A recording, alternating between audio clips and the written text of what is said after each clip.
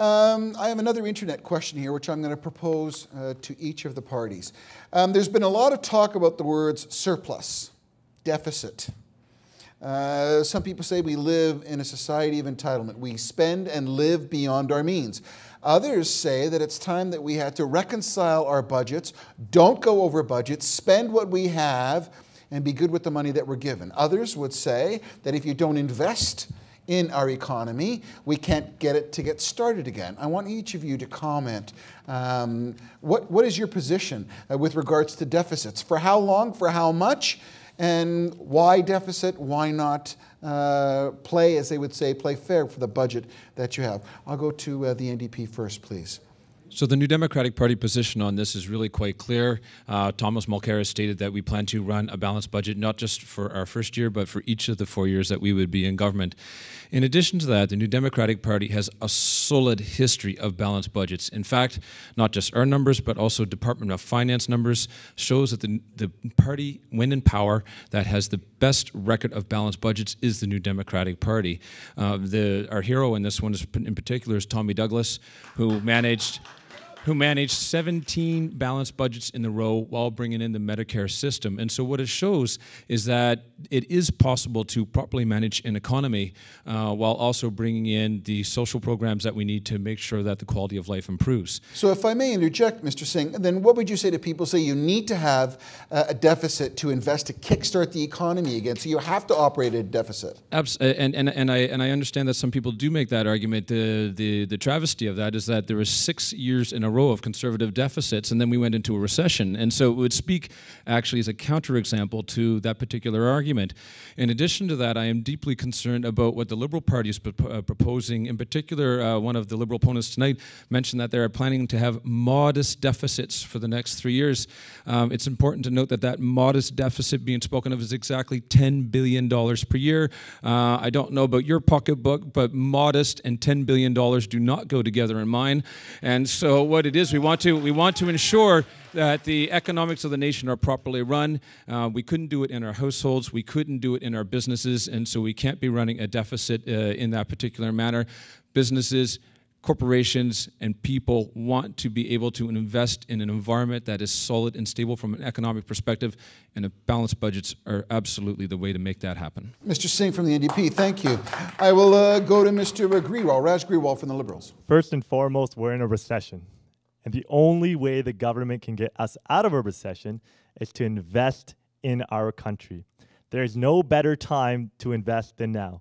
We have low interest rates. We have a low and declining GDP to debt ratio. The time to invest in our future is now. And the only party that's willing to do that is the Liberal Party of Canada. But Mr. Grewal, if I may just interject, there's people who would say, we don't have the dollars.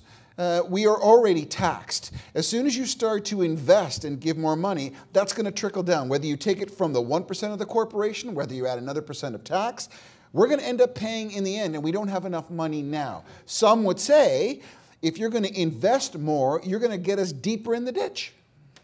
So the Liberal Party's been honest with Canadians and said that we're going to run 3 years of modest deficits. What the funny part of Mr. Martin Singh and Thomas Mulcair's plan is that their budget is based off a $67 barrel of oil. You know what the barrel of oil closed at today?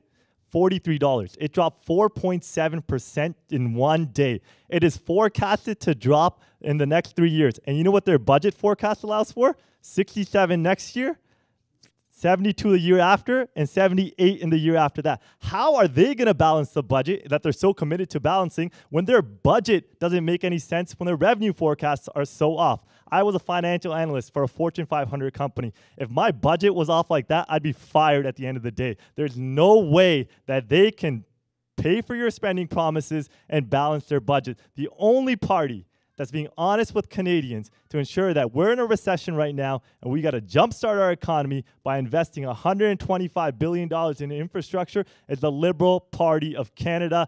And we all know as our households, anytime we want to expand our businesses, we have to take on a little bit more debt. And in order to do that in this climate, low interest rates, low net debt to GDP ratio, and this isn't just coming from me, it's coming from world-renowned economists. Paul Krugman of the New York Times, Larry Summers, who balanced the budgets in the United States as Treasury Secretary in the early 1990s, and David Dodge. These are world-renowned economists that say when the country is in a recession, the government needs to increase spending. And Liberal Party is the only party that's committed to ensuring that all Canadians have an opportunity to make the best of their opportunities. Thank you, Mr. Grewal. I will go to the Green Party. So where do you stand on this? Thank you. First of all, I'm getting a little tired of hearing that there's only one party or one person who's being honest. I think everybody up here is being reasonably honest with you about what their platform is, and maybe we could just leave that behind.